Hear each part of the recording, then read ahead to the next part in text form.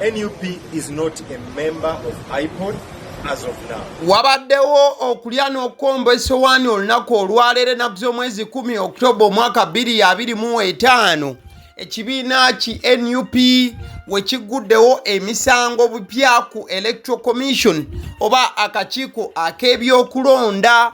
Kino nga kyemulugunya olw'okuba nti akakiiko k'ebyokulonda tekakoze kye kalina kubanga kakola Ipod okureleasinga ssente zigende mu kibiina kya NUP mu mbeera emu oba endala. Wabula ate ne Ipod ekalambidde negamba nti NUP bakola mbeera ya muzizi yazimbya twe ne batakkiriza kwegatta ku Ipod nabo ekityo si kyekiseera bo okuba nti bafuna ssente. David Lewis Rubongoya ayina ensonga nnyingi nnyo zalambuluddeko, ensonga ebataawudde okubeera nti bakuba akakiiko k'ebyokulonda akatwala omukulu Byabakama wamu nako kennyini okutwaliza awamu mu kooti. Sooka owulirize bigambo bya Lunyaanyimbe ngenda kubanga mbikukutulira tubize mu lulimi Oluganda.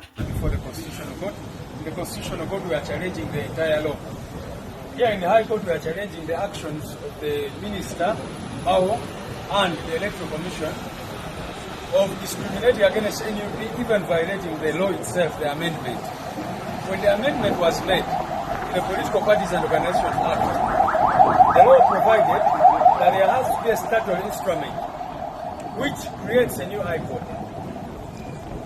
where political parties decide whether or not remain members of the National Consultative Forum, which National Consultative Forum NUP is already a member of.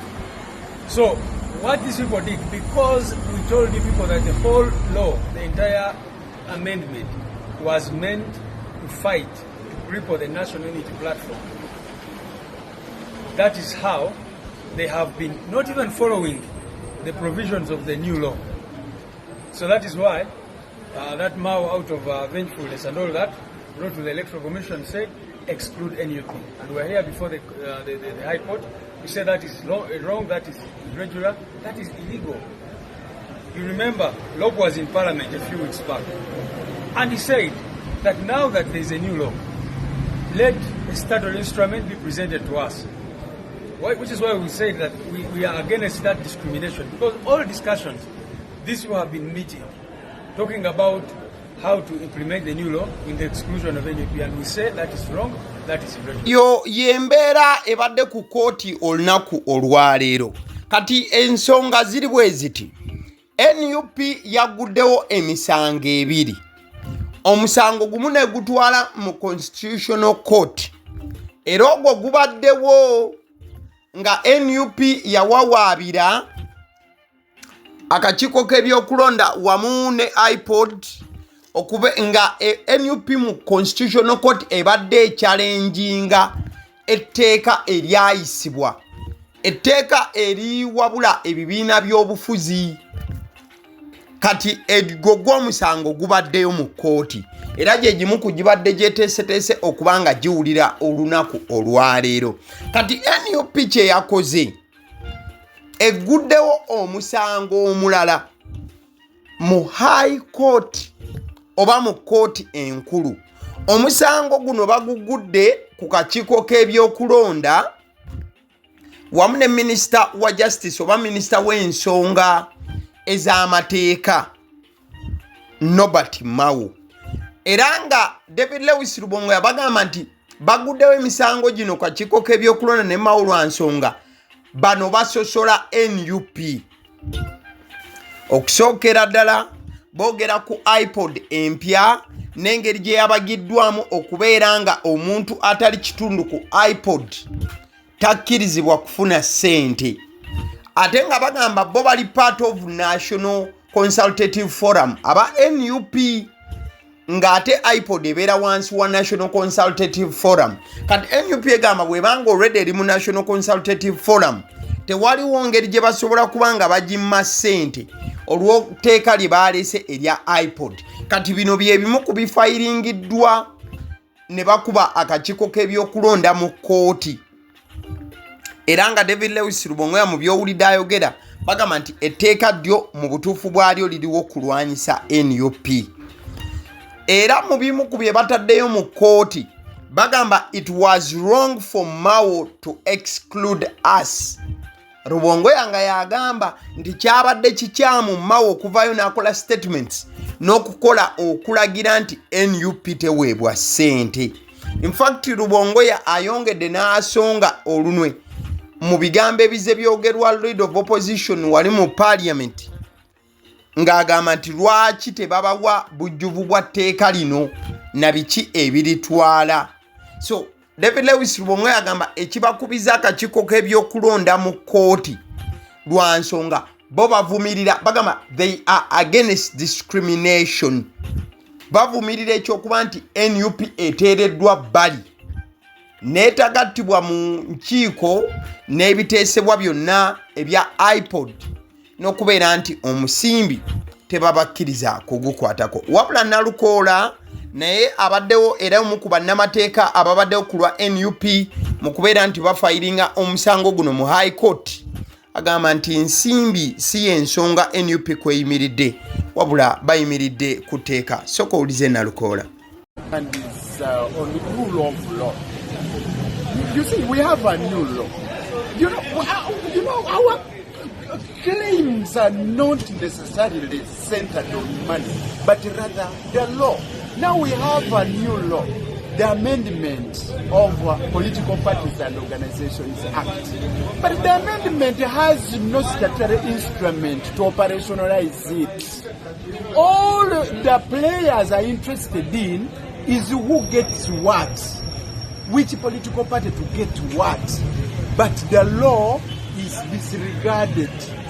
The law does not work without considering the status quo.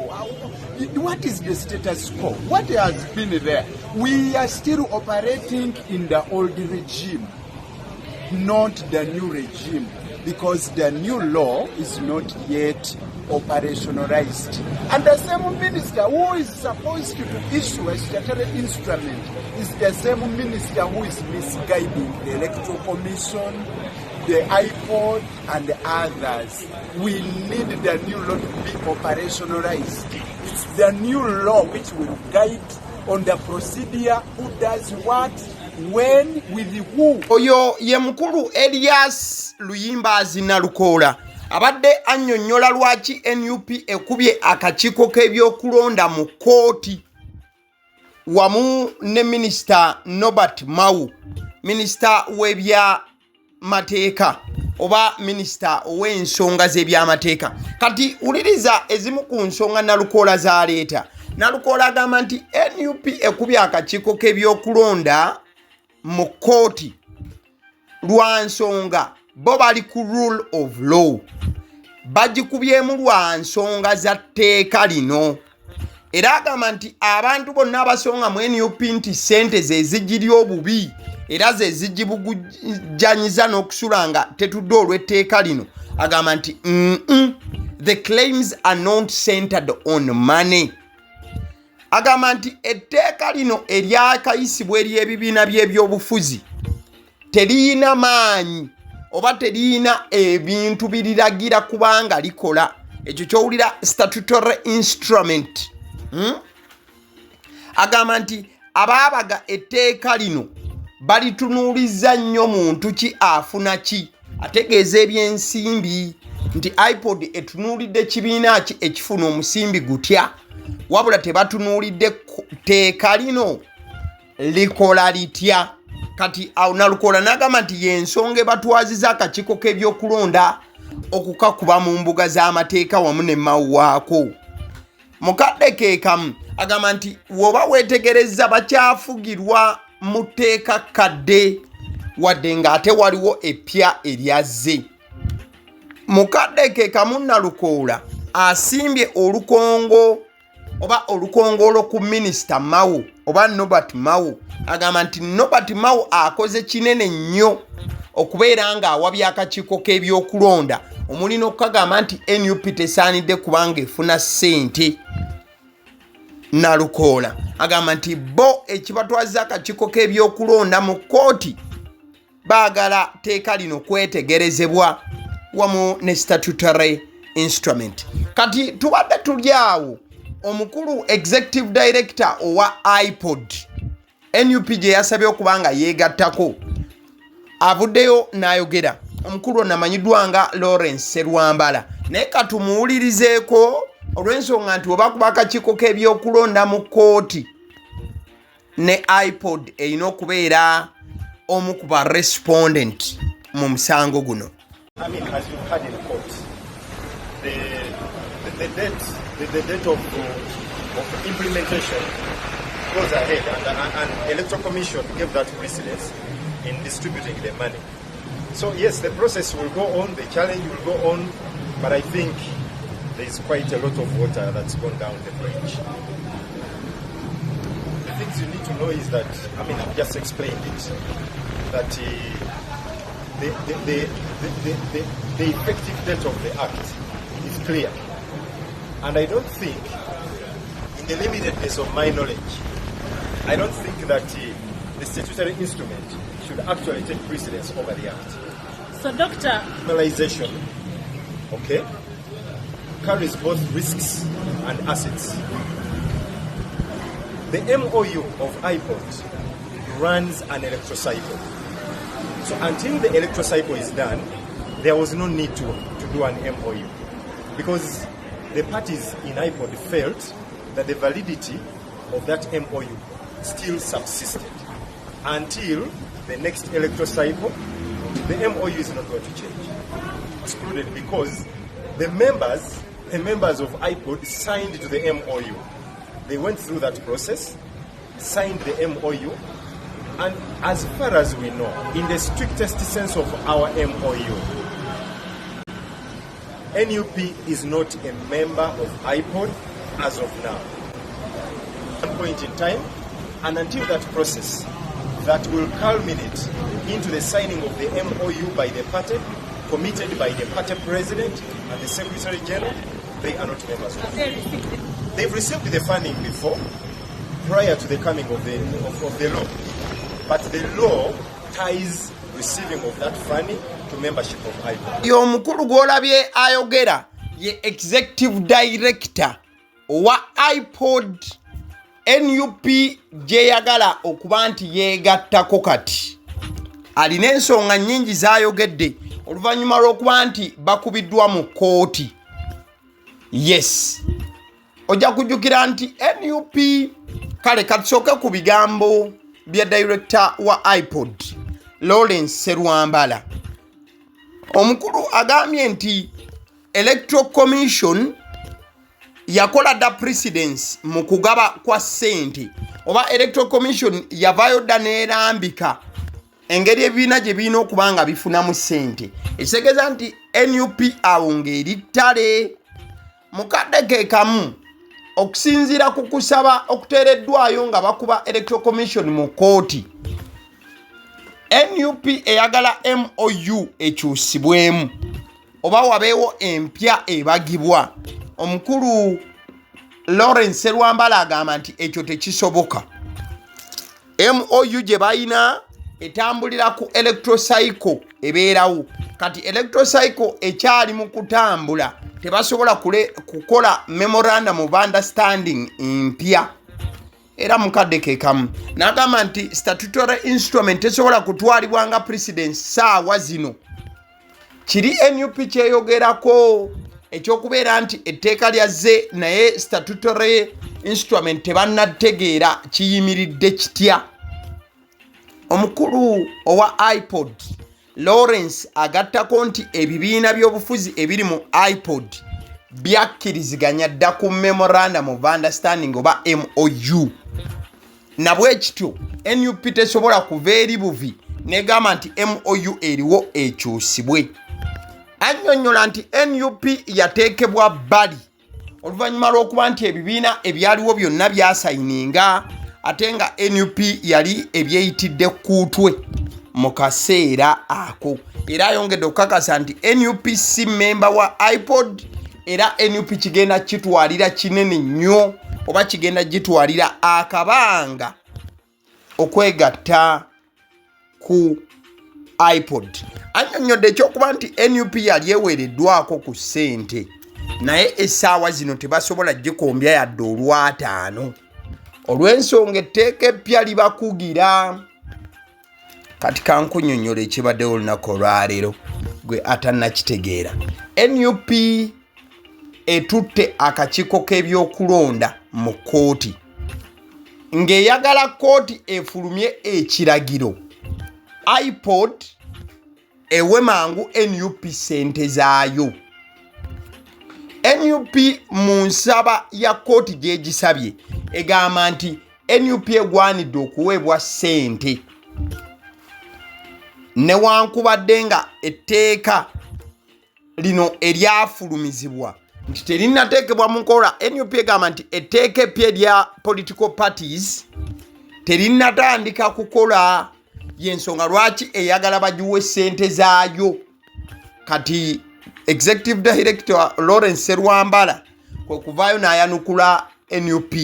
Serwambala wa Ipod ng'agamba nti ssente zirina kuweebwa bibiina by'obufuzi 206 byokka ebiri registered mu Ipod.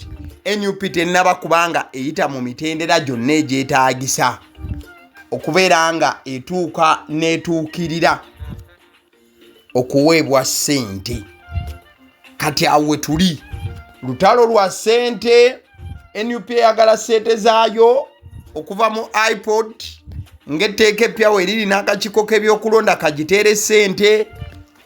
Akakiiko k'ebyokulonda kagamba nti femawo okusinziira bw'ayogera ssemateeka bw'alagira omupya NUP togwanidde kukomba ku nnusu. Kati NUP naye egamba nti mukakasa temutuwe ssente katubakube mu kkooti. Kati essaawa zino NUP erina emisango 2 gyetadde mu kkooti. Erina gwe yatadde mu Constitutional Court gutambula. Kati erina ne gwekubya akakiiko k'ebyokulonda mu High Court.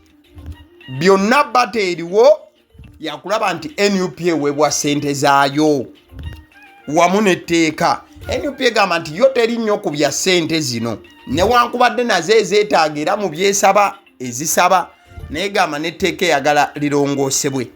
Bannaffe aba Honey Bites bagamba nti omwana wo ali ku ssomero ogenda mukyalira ku vidi balina ebyokulya bisobola okumutwalira n'akwebaza ne ssekwebaza yenna.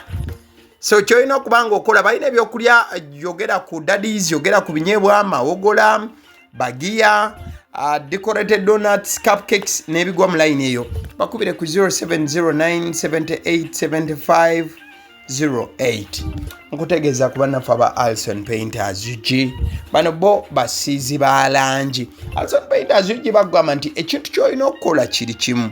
Bw'obanga omaliriza okuzimba ekizimbe nga kati ssaawa ya kusiiga langi, bakubire bukubizi ku 0705 193636 bajja kusiigira ekizimbe kyo langi wamma gwe osulenga loodi. Newe kibanga ekizimbe si kya bbeeyi nnyo bakisiiga kalangi ne kirabikanga matabuta. Abaseddi omusunsuzi ly'eddoboozi lyange ku YouTube channel eyagala otweyama okuwa information ate ne tugikumenyeramenyera n'osobola okutegeera ekigenda mu maaso. Kati bw'obanga otegedde omukutu guno olwaleero, subscribinga ku go, likinga video ate era commentinga. Bw'omaliza sharingira mikwano gyo nagyo gimanye ebifa mu ggwanga Uganda.